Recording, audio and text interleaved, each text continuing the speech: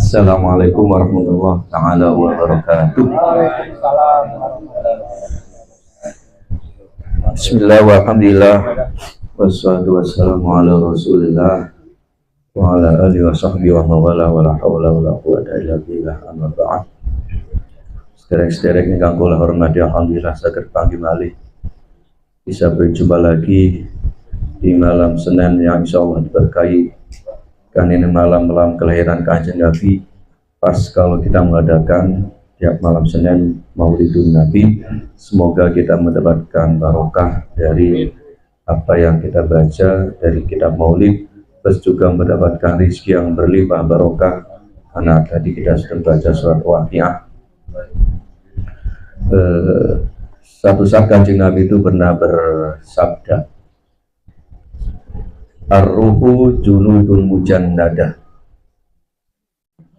bahwa jiwa yang menungsan itu laksana bala tentara yang dikelompok-kelompokkan. Kalau kita berbicara tentang angkatan dalam Indonesia, itu paling tidak ada berapa? Angkatan darat, udara, laut, dan polisian. Dan polisi kok dikit lah, ada 3 angkatan, darat, laut, dan udara. Dan dalam tiap angkatan juga ada lagi dibagi lagi menjadi, kita tahu kalau bahasa militer ini apa? Ada peleton, ada batalion, ada infanteri, ada kompi, kemudian ada pasukan-pasukan khusus, paskas, dan jata, apalagi itu Kopassus, dan semuanya memiliki seragam masing-masing, memiliki kesatuan masing-masing. Jadi ada kesatuan, Jiwa manusia juga, kata Kanjeng Nabi, adalah seperti bala tentara yang dikelompok-kelompokkan dalam bentuk kesatuan. Terus Kanjeng Nabi bersabda lagi, bagi jiwa yang di alam ruh sana itu sudah bertemu, saling cocok biasanya, itu ketika di dunia juga saling cocok. Tetapi ketika tidak saling cocok, tidak chemistry, maka iftaroko, akan saling berpisah. Dilalai dicocok bagian sekandung seempok. Artinya apa? Bahwa perkumpulan semacam ini, kalaupun itu adalah sudah ada takdir dari Allah, insya Allah akan berkelanjutan ila yaumil qiyamah, sampai pada alam barzakh, sampai ketika ketemu di surga. Kalau saling cocok. Kalau tidak saling cocok, akan selalu berpisah. Isim dengan istama dan iftaroko. Jadi ruh kita di alam sana, di alam arwah itu sudah bertemu. Lamun jari wong tua bengen titenana cunga, ya, titeni bae, ya, iya, delengaken bae, titenana bae. Kalau saling berkemistri di alam rusana, kita sudah saling ketemu. Nah itu, maka penting bagi kita untuk beristimak, menjaga keselarasan, menjaga keutuhan ruh kita yang sudah dipertemukan di alam roh. Jadi roh ini, walaupun Allah berkata kulir ruhu min amri rabbi, bahwa jiwa roh itu adalah urusan Gusti Allah, tapi ada kisi-kisinya. Contohnya dari Kanjeng Nabi sebutkan bahwa jiwa manusia memiliki cenderung untuk mengelompok. Nah, kemudian tentang ruh atau jiwa ini, ketika di alam ruh, nah ini apa itu istilahnya, masih membawa apa yang disebut dengan naluri-naluri ketuhanan. Dalam bahasa para ulama sufi, fi ghayatil ma'rifah, berada dalam benar-benar puncak kenal karo Gusti Allah, tidak memandang selain Allah. Itu ketika di alam ruh. Kata ruhnya, jiwanya, misalnya ketika turun ke alam dunia berupa jasad tukang maksiat, pendosa, hatta sampai orang kafir pun, ketika di alam ruh itu adalah fi ghayatil ma'rifah. Cuma muduna ning alam dunia nempel di wong Israel. Jadi netanya nempel muduna ning Donald bebek. Jadi kayak mengkonon. Maka alhamdulillah kita ditakdirkan oleh Allah Subhanahu wa taala, ruh kita itu berada di Indonesia yang mayoritas itu adalah Islam. Masuk ning jasa dewa Indonesia yang mayoritas Islam, itu anugerah terbesar Allah terhadap kita mengalahkan yang lainnya. Kenapa? Karena jiwa kita nempel ning wong Indonesia dan itu kita tidak meminta.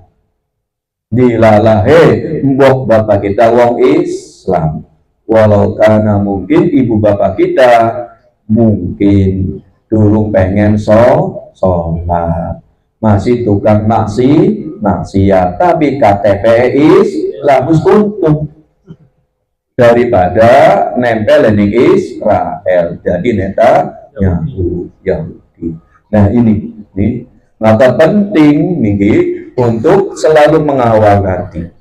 Lah kemudian tadi disebutkan bahwa jiwa kita itu tadi berada dalam puncak mengenal Allah di alam ruh.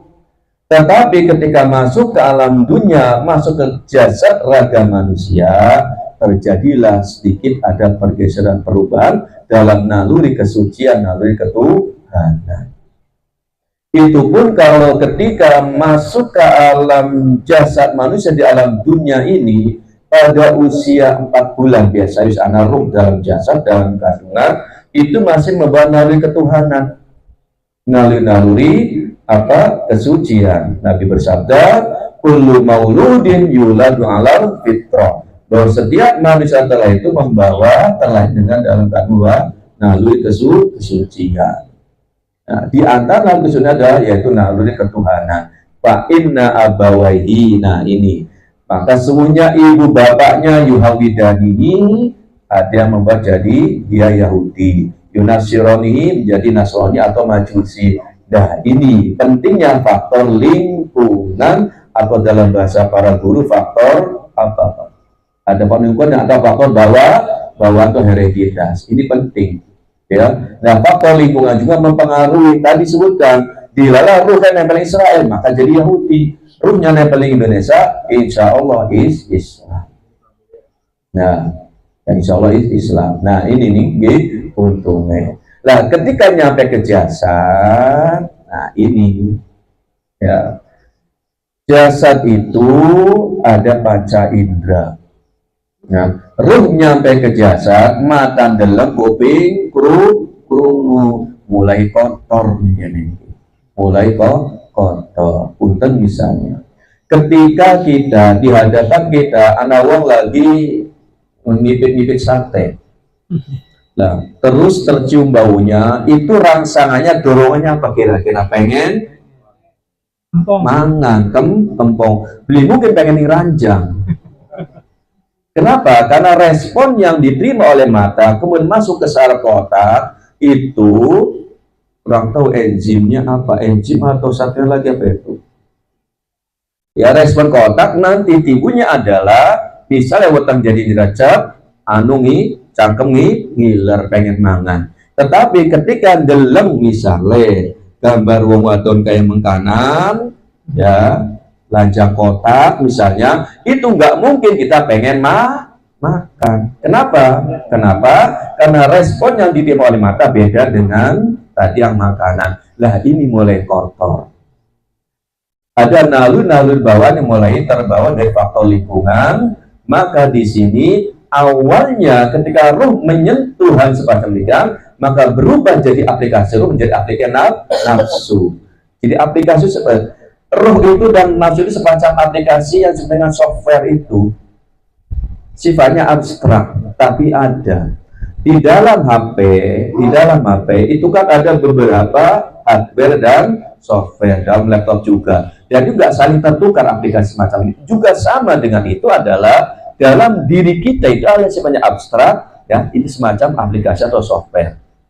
Nah, aplikasi ruh yang melalui kesucian itu, ketika sudah masuk ke jasad, kemudian merespon apa yang terjadi sekeliling, ya, dengan melalui panca indera, ada perubahan aplikasi menjadi semacam ruh, apa, nafsu, yang awalnya adalah ammaratun bisu, cenderung pada keburukan.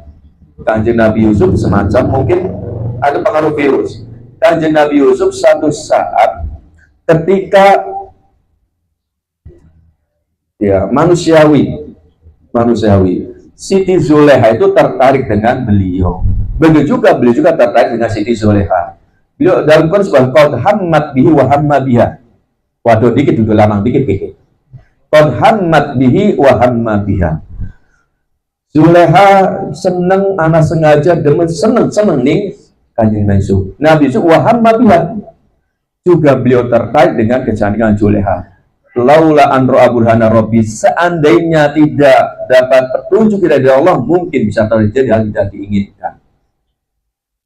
Nah, setelah beliau sadar tentang akan kemungkinan terjadi hal semacam itu, kemudian beliau berkata, anang nafsa la ammarotam bisu, bahwa nafsu itu yang masih belum tercerahkan, tersucikan, cenderung pada memberitakan keburukan. Kenapa? Tadi karena faktor lingkungan. Maka tengriki kesimpulannya, perlu kita menjaga lingkungan bersih, berada dalam komunitas yang selalu mengawal jiwa kita untuk sampai selamat pada kematian. Kumpul kegiatan ini penting.